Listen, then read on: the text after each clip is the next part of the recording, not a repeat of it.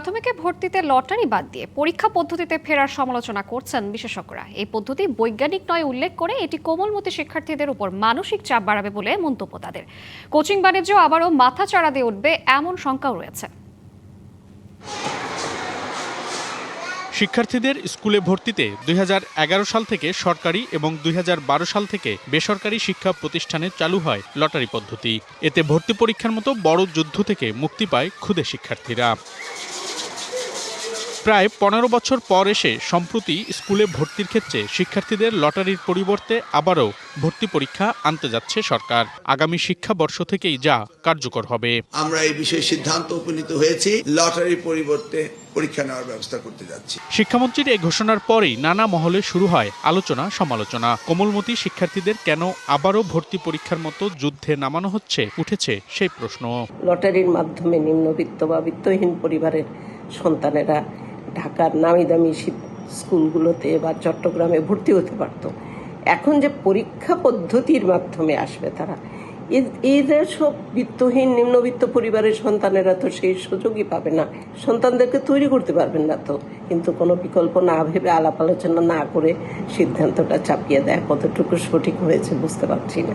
শিক্ষা বিষয়ে বিশেষজ্ঞদের মতে শিশু বা প্রথম শ্রেণীতে ভর্তিতে পরীক্ষা নেয়ার সিদ্ধান্ত কোনোভাবেই বিজ্ঞান ভিত্তিক নয়। যে অসুস্থ প্রতিযোগিতা কোনোভাবেই আসলে শিশুদের জন্য মঙ্গলজনক নয়।